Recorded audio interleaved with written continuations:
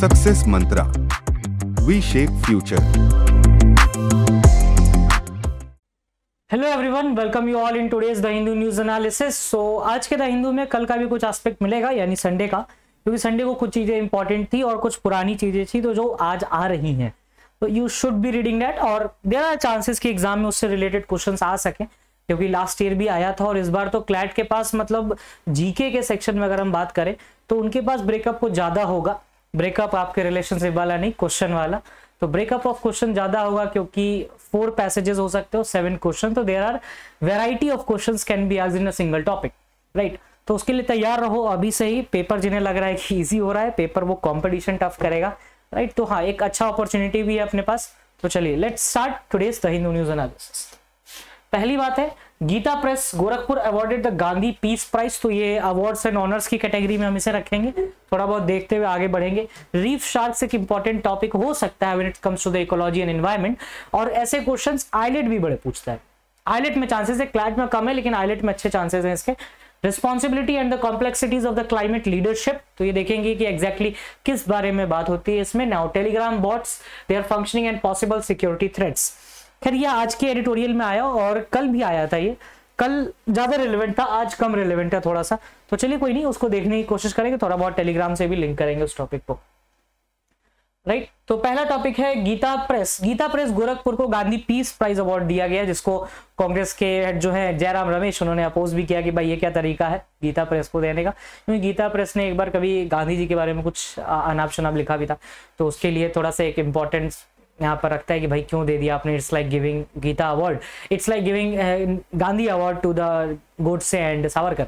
तो चलिए, लोग बोलते रहेंगे, लोगों का क्रिटिसिज्म है, करते रहना। मोदी जी तो अपने यूएस में चले गए हैं, भले ही मणिपुर में जो हो रहा हो उससे मैटर ही नहीं करता। पहली बात है, गांधी पीस प्राइज 2021 ऑनर किया गया है गीता प्रेस गोरखपुर को। गांधी पीस प्राइज जानते हैं क्या होता है? ये गवर्नमेंट ऑफ इंडिया एनुअली देती है 1995 से। तो ये आज का प्राइज नहीं, बहुत पुराना प्राइज है जो कि 1995 से चलता आ रहा है। It was instituted on the occasion of 125th birth anniversary of Gandhi ji. तो महात्मा गांधी के 125वीं वर्षगांठ पे इनको इनॉग्रेट किया गया इस प्राइज को 1995 में। Ideal spouse for the Gandhi, Mahatma Gandhi को ट्रिब्यूट देने के लिए किया गया था इसको, और इसी बार गीता प्रेस को दिया गया है। इसमें nationality, race, language, caste, creed और जेंडर किसी को भी दिया जा सकता है। अच्छा, कॉन्स्टिट्यूशनल प्रोविजन क्या हो सकता है टाइटल अवार्ड्स एंड ऑनर से? तो आर्टिकल 18 को यहाँ पर आप पढ़ सकते हो साथ में। तो अगर इसको एम्बिट को बड़ा करना हुआ अगर, तो अवार्ड्स एंड ऑनर्स, तो आप यहाँ पे आर्टिकल 18 का रेफरेंस लेके इसको पढ़ सकते हो अगर कॉन्स्टिट्यूशन में जाना है तो। नहीं तो और कुछ नहीं, इसमें एडिशन होगा, ठीक है। The award carries amount of 1 crore rupees, ठीक है। एक साइटेशन मिलता है, एक पैलेक्यू मिलता है और एक ट्रेडिशनल हैंडीक्राफ्ट हैंडलूम आइटम दिया जाता है। So it is the honor which is given to the Gita Press this year. The prize can be given to the institution, individual, organization। अभी इंस्टीट्यूशन को ही दिया गया। रिसेंट अवार्डीज की बात करें तो सुल्तान कबूस बिन साइद अल साइद ओमान के, एंड बंग बंधु शेख मुजीबुर रहमान, जिन्हें बंग बंधु के नाम से भी जाना जाता है। मुजीबुर रहमान बांग्लादेश के थे, राइट, उनको भी दिया गया है। की facts about the Gita Press देख लें, क्योंकि उनको दिया गया है। तो 1923 में गीता प्रेस स्टैब्लिश हुआ। ये वर्ल्ड का one of the largest publisher है, जिसको जो कि 14 लैंग्वेजेस में बुक को पब्लिश करता है, ठीक है। इनके outstanding contribution, economic and political transformation, non violent और अदर गांधीयन मेथड्स को देखते हुए इनको ये अवार्ड से सम्मानित किया गया। तो ये थी आज का गीता प्रेस के रिगार्डिंग बातें। चलिए अब आते हैं रीफ शार्क। ये रीफ शार्क की एक वैरायटी है। रीफ शार्क बेसिकली ये न्यूज में क्यों, देखो कल अगर आप संडे का न्यूज़पेपर पढ़ते होंगे तो साइंस एंड टेक वाले पार्ट में एक छोटा सा आर्टिकल आया था कि जो कोरल रीफ्स है, कोरल रीफ्स जो होते हैं, जो पानी के अंदर, पानी के आसपास होते हैं, जो कोरल्स होते हैं, उनमें शार्क्स रहती है। ये रीफ शार्क्स जो होती है वो जनरली शैलो वाटर में रहती है। शैलो वाटर कहाँ पे मिलेगा? फ्लोरिडा के कोस्ट पे मिल जाएगा, इंडियन के कोस्ट पे मिल जाएगा, ऑस्ट्रेलियन कोस्ट पे मिल जाएगा। द ग्रेट ऑस्ट्रेलियन वाइट इसका बहुत अच्छा एग्जाम्पल है। तो वहां पर इनकी जो पॉपुलेशन है वो घटते जा रही है। क्यों? फिशिंग के कारण, ओवर फिशिंग, ठीक है, ओवर फिशिंग के कारण। और इनका ना फिंग, ये शार्क फिन शूप बड़ा फेमस होता है। तो थोड़ा बहुत एक इंपॉर्टेंस रखता है कि हमें इसको पढ़ना चाहिए एक बार। एक स्टडी कैरी हुई जिसमें 150 रिसर्चर्स ने कहा कि रीफ शार्क डिसअपियर हो रही हैं और 73% तक ये डिक्लाइन हुआ है। तो that is a big number, it's not small number. ठीक है। और अगर देखा जाए तो कैरेबियन रीफ कम्युनिटी से बिलोंग करती हैं। टॉप प्रेडेटर्स, इसमें 4 तरह के मेन रीफ शार्क्स होते हैं, तो उनके नाम देख लो स्पीसीज। एक तो Caribbean reef shark, nurse shark, grey reef, black tip reef shark and white tip reef shark. ठीक है, एक बार कभी मन हो तो एंड नेट जियो पे देखना है इसके बारे में, टाइम पास करने के लिए अच्छी चीजें हैं। बट हाँ, इन 4 रीफ शार्क्स होते हैं ये तरह के। हैबिटेट क्या है? Tropical waters near coral reef, sea grass beds and mangroves के पास ये पाए जाते हैं। पहले बोला था कि सी ग्रासेस, जो कि आपको वाटर के अंदर जो ग्रासेस होती है उनके कारण। अच्छा, ये जो सी ग्रास है कोरल रीफ है ना, अभी रिसेंटली एक और तरीके से न्यूज में था, अगर आप देखोगे, अगर आपने नोटिस किया होगा तो फ्लोरिडा के कोस्ट पे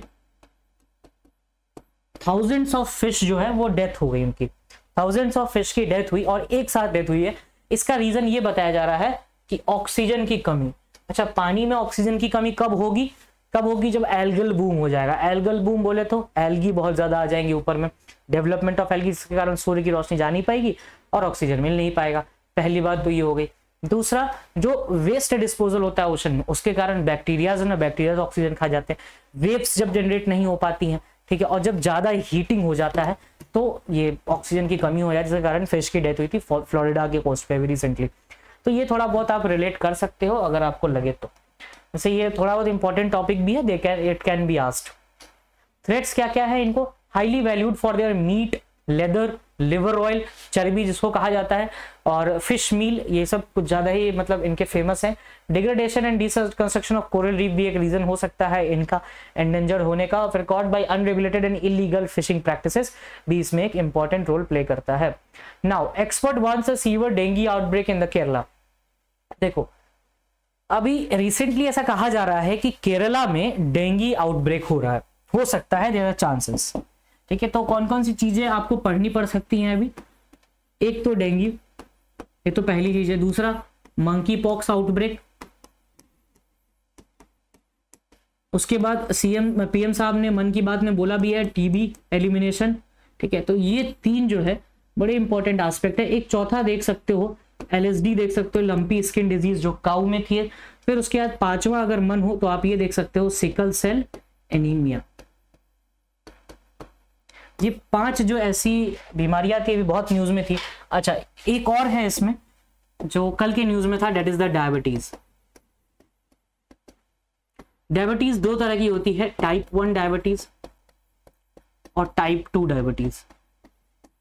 ये 2 तरह की डायबिटीज होती हैं, और इसको आप देखोगे तो टाइप 1 टाइप 2 में type 1 is more harmful than type 2, क्योंकि टाइप 1 में इंसुलिन ही नहीं निकलता बॉडी से, पैनक्रियाज इंसुलिन ही रिलीज नहीं करते, लेकिन टाइप 2 में रिलीज करते हैं लेकिन यूज नहीं कर पाते, तो उससे हम एक्सटर्नल सोर्सेस से हम दे सकते हैं। टाइप 1 जनरली बच्चों में देखा गया है। तो ये चीज है, तो ये बहुत मतलब फेमस ये टॉपिक्स हैं, 6 टॉपिक्स डिजीज के हिसाब से अगर देखो तो please be focus on this stud. आज हम इस पे बात करेंगे, डेंगू और इन सब पे हमने बात कर रखा है बहुत बार, एंड टीवी पे तो खैर बहुत बारी बातें हुई, BCG बैसिलस कैलेमेटिक यूरेन है, वैक्सीन है, फिर उसके बाद 1962 टीबी प्रोग्राम, ये सब हम लोगों ने देखा, revise national tuberculosis programme. Now आज हम देखेंगे डेंगू के बारे में कि भाई इसमें क्या है। ये केरला में बताया जा रहा है कि ज्यादा ही आउटब्रेक हो सकता है। ठीक है, अब 70% of dengue cases are in the Asia. Study indicates 33 million dengue cases केवल इंडिया में होते हैं, तो ये कुछ ज्यादा ही नंबर है भाई साहब। फर्स्ट डेंगू केस जो इंडिया में रिपोर्ट किया है 1946 में।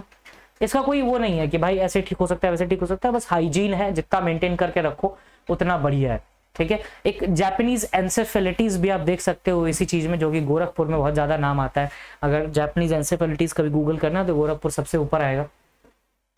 डेंगू मॉस्किटो बॉर्न है, वायरल इन्फेक्शन है बेसिकली। ये the virus responsible for causing is called dengue virus. ये डायरेक्टली क्वेश्चन पूछ सकता है ये कौन सा वायरस रिस्पॉन्सिबल है डेंगू का, तो DENV डेंगू वायरस।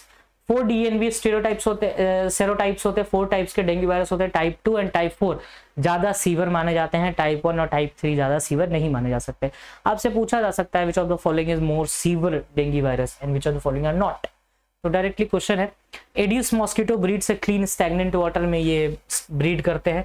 और CRMI मदुरई के हिसाब से कोट्टियम, इडुक्की, एर्नाकुलम, थिरुवनंतपुरम, तिरुवनंतपुरम डिस्ट्रिक्ट, ये सारे ऐसे डिस्ट्रिक्ट्स हैं जहां पर डेंगू सबसे ज्यादा देखा जाता है। अच्छा, इनके हिसाब से रीजन क्या है? क्योंकि देखो केरला के इस कोस्ट पे 70 से 90% 22 से 35.5 डिग्री सेल्सियस टेम्परेचर रहता है, मतलब डेंगू के लिए एकदम फेवरेट टेम्परेचर। प्लस 3000 मिलीमीटर तक बारिश होती है और 18 से 21 दिन एक महीने में बारिश होती है इन द मे टू अगस्त। तो एक बहुत ज़्यादा अमाउंट है। तो ये वाला जो महीना है अभी जो जून जुलाई अगस्त वाला महीना है, तो इसमें इसलिए आउटब्रेक की बात की जा रही है। अगर देखो तो कौन कौन सा रीजन है, थिरुसर, एर्नाकुलम, कोट्टयम, आलप्पुझा, तिरुवनंतपुरम एंड नागरकोइल। तो ये ऐसे वेस्टर्न घाट्स के डिस्ट्रिक्ट्स है जहां पर डेंगू सबसे बड़ा ज्यादा देखा जाता है। तो please be aware about it and एक बार पढ़ना भी इनके बारे में, it can be helpful for your examination point of view. Now responsibility and the complexity of the climate leadership. देखो हुआ क्या है कि लास्ट ईयर शर्म एल शेख इजिप्ट में COP 28 हुआ था, जो कि नेक्स्ट ईयर 12 दिसंबर 2023 इस साल तक वो रहेगा। और इस बार के प्रेसिडेंट है COP 28 के आपके UAE के, जिनका नाम है सुल्तान अल जबेर। इनके ऊपर एलिगेशंस लगाए जा रहे हैं कि ये दुबई नेशनल ऑयल कंपनी के CEO भी है और आप स्टेप डाउन हुई है उससे, या फिर आप यहां से छोड़ दीजिए COP 28 से प्रेसिडेंसी। तो प्रॉब्लम ये है कि क्या इनका प्रेसिडेंसी छोड़ना एज अ सॉल्यूशन? नहीं, बिल्कुल नहीं होगा सॉल्यूशन। और क्यों ऐसा हो रहा है कि नेशनल ऑयल कंपनी के प्रेसिडेंट है तो ये COP 28 के प्रेसिडेंट नहीं हो सकते? तो इसका सिंपल सा रीजन है, स्ट्रेट फॉरवर्ड रीजन है कि जो COP 28 है वो क्लीन और ग्रीन एनर्जी के लिए इनिशिएटिव रखता है और नेशनल ऑयल कंपनी कहीं से भी ग्रीन एनर्जी को प्रमोट नहीं करता। ठीक है, तो ये कहीं से कंट्राडिक्शन डेवलप हो रहा है, तो इसी के ऊपर आर्टिकल लिखा है। और सुल्तान अल जबेर उन्होंने एक मजदर एक रीन्यूएबल एनर्जी कंपनी है, उस पर भी बहुत अच्छे से काम किया। और मजदर जो है अगर देखा जाए तो UAE का Barakah nuclear power plant recently open हुआ, जो कि 6 गीगावाट क्लीन पावर जनरेट करता है। तो वो अपने आप में बहुत ग्रेट है। तो यहीं पर मान लेना कि एक पॉइंट पर रेजिग्नेशन कर दो एक ही चीज के ऊपर, तो that is not at all a good idea. आगे अगर देखोगे तो मजदर और IRENA international renewable energy agency जो है, उसका एग्रीमेंट साइन भी हुआ है 2030 तक एक triple global renewable energy capacity को बिल्डअप करना है। Loss and damage fund develop हुआ था last year, that was the main result of that particular COP 28।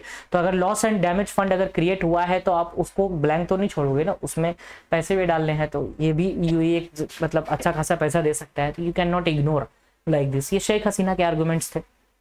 अब थोड़ी सी बात कर लेते हैं इंटरनेशनल रिन्यूएबल एनर्जी एजेंसी। ये ऐसे ही नहीं टपका, 180 से ज्यादा कंट्रीज इसके एक्टिव मेंबर्स हैं आज के टाइम पे। अगर इसका देखो तो ये 1981 में बना था, 1981 में at the United Nations conference renewable energy, जो कि नैरोबी केन्या में हुआ। ग्लोबल इंटरेस्ट डेवलप हुआ, फाइनेंसिंग वगैरह हुई, टेक्नोलॉजीज लिए गए, अडॉप्ट किए गए। उसके बाद बैक टू बैक की मीटिंग्स हुई, G8 के डायलॉग्स हुए 2005 में, बीजिंग इंटरनेशनल हुआ 2004 में, बॉन इंटरनेशनल कॉन्फ्रेंस हुआ। उसके बाद फिर ये जन्मा आपका IRENA इंटरनेशनल, ये बॉन कॉन्फ्रेंस। अगर आपसे पूछे कि IRENA जो है वो किस चीज से आया, तो Bonn conference is the final answer. ठीक है, आगे देखें अगर तो अबाउट IRENA, तो IRENA की इंटर गवर्नमेंटल ऑर्गेनाइजेशन है, 2009 में बना after the Bonn conference. Headquarter है Masdar City Abu Dhabi and IRENA official United Nations का ऑब्जर्वर है। राइट, तो ये थोड़ा सा एक चीज देखने वाली है। Now Telegram bots, their function and possibility, security threats. देखो अभी रिसेंटली क्या हुआ कि कोविन डेटा ब्रीच हुआ। कोविन क्या मतलब? कोविन प्लेटफॉर्म, याद होगा जब कोरोना के टाइम पे आप लोग वैक्सीन लगाने जाते होंगे तो वैक्सीन के स्लॉट्स बुक होते थे, वहां पर बताया जाता था कि कितने लोगों को वैक्सीन लग गई, क्या प्रिकॉशंस है, कहाँ पर मिल सकता है, क्या क्या मेडिसिन आपको मिल सकते हैं। तो इस सब के बारे में कोविन एक प्लेटफॉर्म था जिसमें आपने अपना डेटा रजिस्टर किया था। डेटा कैसे रजिस्टर किया था? आपने अपना आधार कार्ड दिया, बहुत लोगों ने DL दिया, अपना राशन कार्ड दिया, पैन कार्ड दिया रजिस्टर करने के लिए। तो ये सब चीज दिए गए, फोन नंबर दिया, OTP दिया और अपने ऑलमोस्ट सारे डेटा दे दिया आपने, अपना एड्रेस दिया, अपना पिन कोड दिया। प्लस जो लोग कंट्री से बाहर जा रहे थे उस टाइम पे, उन्होंने अपना पासपोर्ट नंबर तक दिया। तो ये एक बहुत बड़ा डेटा है। डेटा बेसिकली देखो 2 तरह का होता है, कोविन पे बात करेंगे अभी। डेटा 2 तरह से आता है, कोई भी डेटा होगा तो 2 तरह से डेटा होता है। एक तो पर्सनल डेटा और एक नॉन पर्सनल डेटा। तो 2 तरह से डेटा है, एक पर्सनल और एक non personal data. Personal data मतलब वो डेटा जिसकी अभी मैंने जस्ट बात की, आइरिस स्कैन, आपका एड्रेस, आपकी सारी बातें। नॉन पर्सनल डेटा आपकी फूड हैबिट्स वगैरह, जो चीजें जो ऐसी बेच आते हो मार्केट में, तो वो सब है नॉन पर्सनल डेटा। और कुछ पर्सनल डेटाज होती हैं। ठीक है, तो इन पर्सनल डेटा और नॉन पर्सनल डेटा को प्रोटेक्ट करना बहुत जरूरी है, क्योंकि आगे के टाइम पे कभी भी वॉर होता है तो वो डेटा वॉर होगा, डेटा वॉर। और इसके लिए इंडिया क्या क्या स्टेप्स ले रहा है इसको प्रोटेक्ट करने के लिए? तो एक डेटा प्रोटेक्शन बिल आया और हम बराबर कोशिश कर रहे हैं कि इस डेटा प्रोटेक्शन बिल को एक्ट बना लिया जाए 2019 में आया और 2022 में भी अभी आया। अब देखते हैं कब आता है। एक डिजिटल डेटा प्रोटेक्शन बिल भी आया। तो कहीं ना कहीं डिजिटल इंफ्रास्ट्रक्चर को सिक्योर करने की नीड आपको दिख रही है।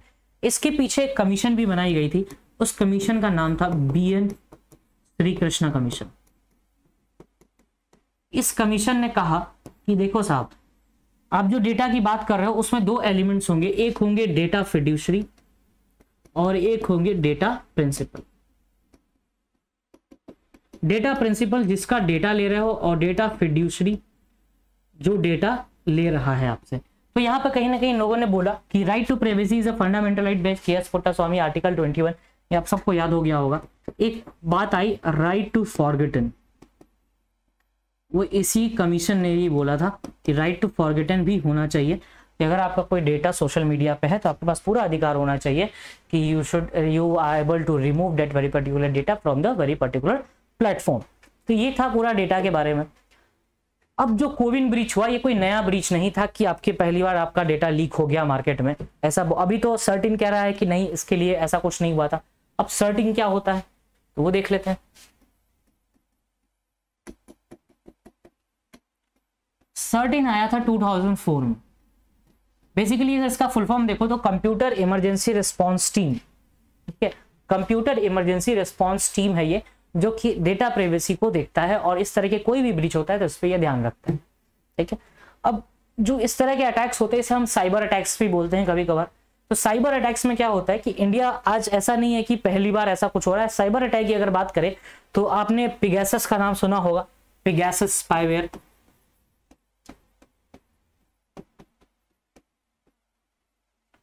पिगैसस स्पाईवेयर हो गया। आपने रैंसमवेयर सुना होगा, ये तो एम्स में ही हुआ था last to last year, AIIMS ransomware. Ransomware में बेसिकली होता क्या है कि आप कोई अगर पर्टिकुलर फाइल एक्सेस करना चाह रहे हो तो उसमें आपको पर्टिकुलर पेमेंट करना पड़ेगा तभी आप वो एक्सेस कर पाओगे। तो दैट इज द रैंसमवेयर।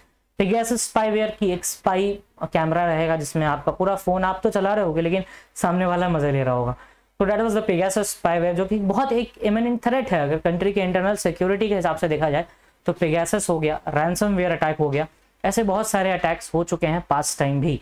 तो अगर इंडिया की बात करो तो ये तो दो तो बहुत छोटे नमूने हैं अगर हम देखें स्पाईवेयर के हिसाब से। बाकी डोमिनोज पे भी अटैक हो चुका है, मैकडी पे भी हो चुका है, जिससे डेटा जो है वो ले लेते हैं लोग का पर्सनल नॉन पर्सनल डेटा और फिर उसके बाद वो अपना काम कर रहे हैं। क्रिप्टो करेंसी के टाइम पे भी डेटा ब्रीच की बातें हुई थी।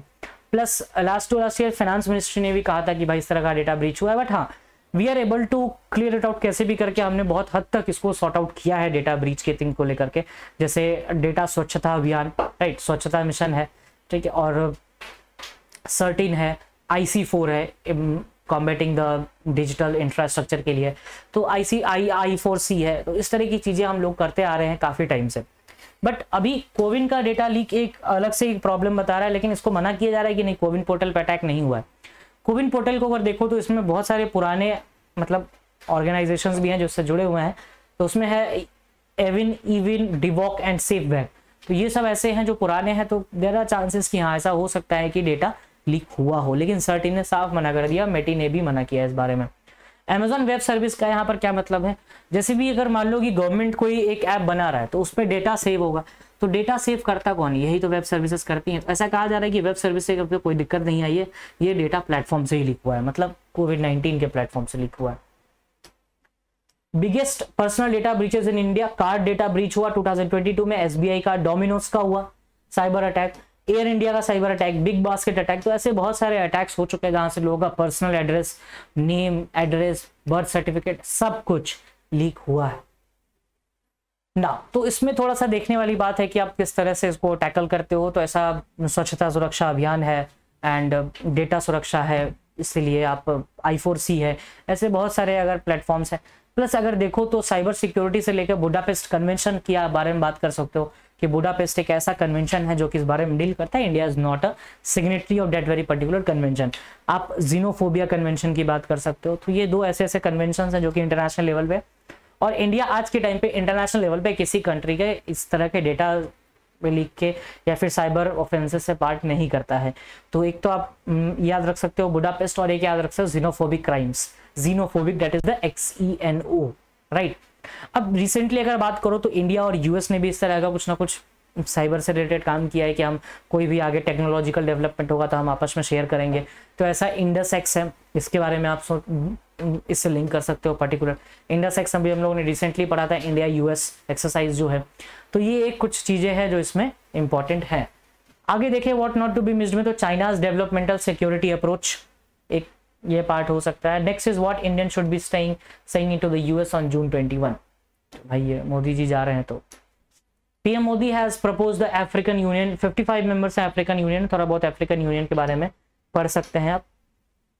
Which district of Meghalaya was once known for the Meghalaya's rat hole coal? तो Jaintia hills. And next is about the Similipal tiger reserve, it is in Odisha. And which the United States has issued visa restriction for the Uganda.